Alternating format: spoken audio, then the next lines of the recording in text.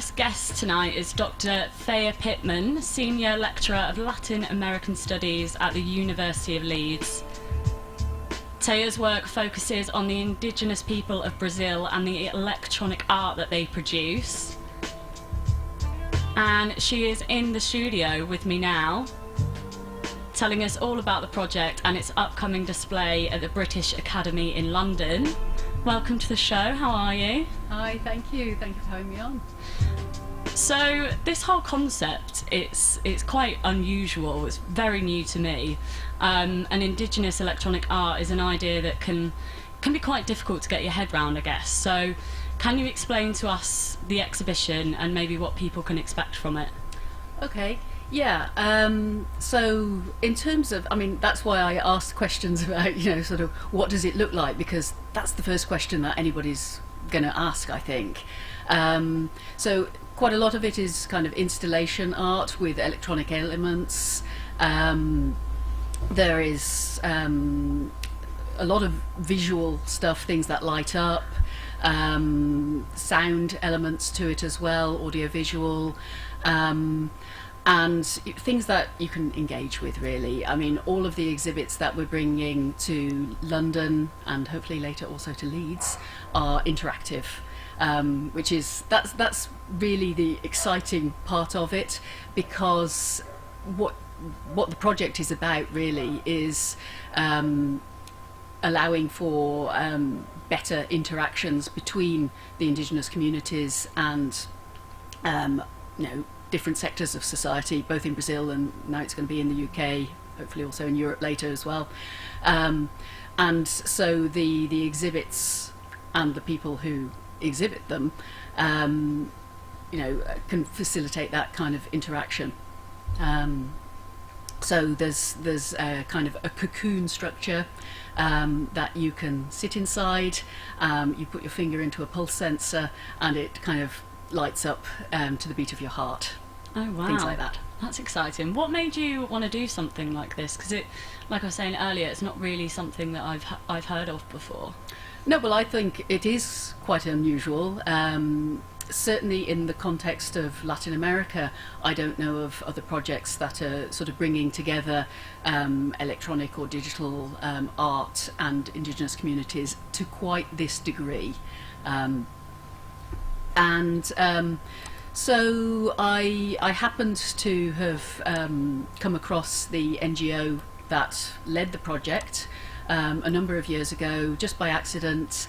I was really interested in finding out what indigenous people were kind of making of the internet, how they were using it.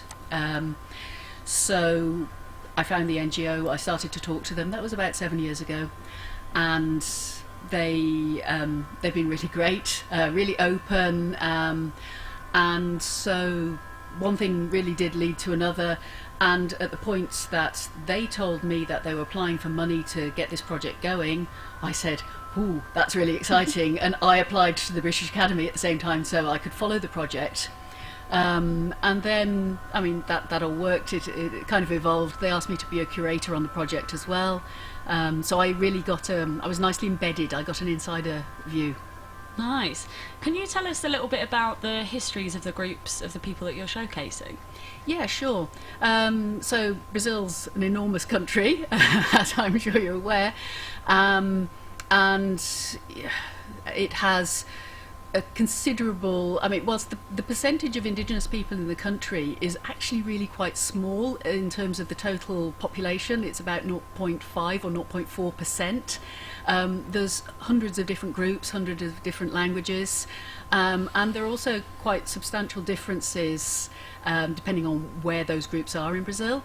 So the situation for the communities that live, deep in the Amazon is really quite different from the situation for the groups that I'm looking at and working with, who are all based in sort of the northeast, largely along the coast. Some of them absolutely on the coast, some of them far inland, but in Brazilian terms, this is the coastal strip. So for communities that are there, they were the ones that were the front line when colonisation happened. They suffered the most. They were decimated, and they were also, declared extinct by the Brazilian government in the 19th century. Now, they didn't really accept that, and they weren't they weren't extinct in terms of the way they felt about themselves, but living conditions were incredibly hard for them, and everything was done to mean that they found it very difficult to assert their identity.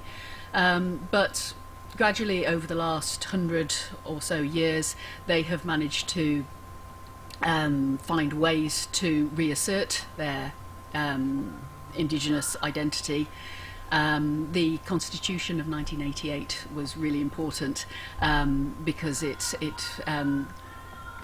made them full citizens for a start, which is really important, and we kind of forget that you could have a situation where people are not full, adults are not full citizens within their country. But it also gave them rights to sort of assert their territories and things like that. So you've had a lot more of that happening for those communities. Right up until the 2000s, when one of the communities there, the Tupinamba, were sort of reasserting their indigenous identity. So they're very different kinds of indigenous communities to people in the Amazon who've not been in contact with Western civilization for really that long. They're tough, because they've been resisting for a very long time. Yeah, it must have been super interesting putting this all together. You've had to travel to kind of different parts of the world. Where did you go, and what did you find? Well, in terms of this project, it took me to Brazil, to Salvador, a big city that I'm sure lots of people will have heard of.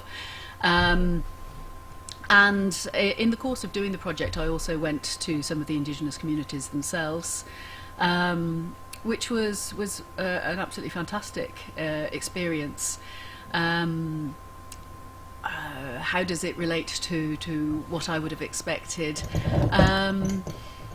I guess some of the things that I think are interesting and that I'm sort of looking for when I'm doing these things are how indigeneity, how people kind of express their sense of who they are as indigenous people, kind of backstage, when they're in their communities and just getting on with daily life, versus how they articulate it when they're doing a project like this. And one of the things that was really important about this project was not the artworks themselves so much as the opportunity that it gave for the indigenous participants to go to Salvador, to be in the Museum of Modern Art and to present their work to the public.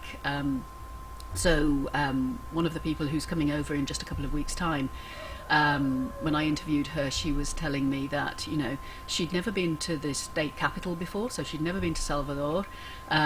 She had never set foot within a sort of a museum or an art gallery before. She'd never considered herself an artist before. So this was a really important opportunity. But she was also very aware of the fact that she needed to present her indigeneity in a certain way, that that if she didn't kind of wear her headdress and other identifying sort of bits of clothing and body paint and things like that, she would not necessarily be considered to be indigenous. So it's those kind of things that are going on. And back in the community, well, you don't need to be doing that to the same degree. Yeah. Really, really interesting stuff. Where can we find out a little bit more information about you and your work? Have you got a website that we can go to? Yes, you can go on the University of Leeds website and you can find out about me. But the project also has its own website. So if you go and look for, it's called Arte Electrónica Indígena, or Indigenous Electronic Art, and You can find the website, the catalogue's available in English, and there is at least one video available at the moment that we've managed to get subtitled in English. We're working on it more. But I think the really important thing to flag up is that it's really exciting that we've got 4 of the works of art that are going to be shown at the British Academy Summer Showcase, which is the 21st and 22nd of June, which is a free event that's open to the general public for that time. We've got some of the artists coming over, so it's combinations also of Indigenous artists and non-Indigenous artists who've made these works. So it's really exciting. We've got Manga Chai, who is, she's from the Kamakan in Bore community, who will be there exhibiting the work that she did with a Bolivian artist who's called Aruma. And then several other of the exhibits as well. But then also we're going to be able to exhibit some of this in Leeds in the autumn. So in time for Light Night, essentially. Oh, nice. So when the university is participating in Light Night, which I think is the second of the 2 days, I think the 11th of October, we hope to be able to exhibit all of those things and possibly some new works as well, because the project kind of continues to evolve. Yeah. And other Leeds academics are kind of getting involved as well. So we're hoping that some sound art will be produced in September that we'll be then able to exhibit as part of Light Night. So that's the plug for how people in Leeds can actually see some of this stuff as well and get involved with it. Amazing, exciting stuff. Thank you so much for joining me. Like Thea said, the project is going to be displayed at the British Academy Summer Showcase in London between Friday the 21st and Saturday the 22nd of June. If not, maybe at Light Night. Absolutely. In Leeds. Amazing. Yeah. Thank you so much for joining me. Oh, you're welcome. Thank you.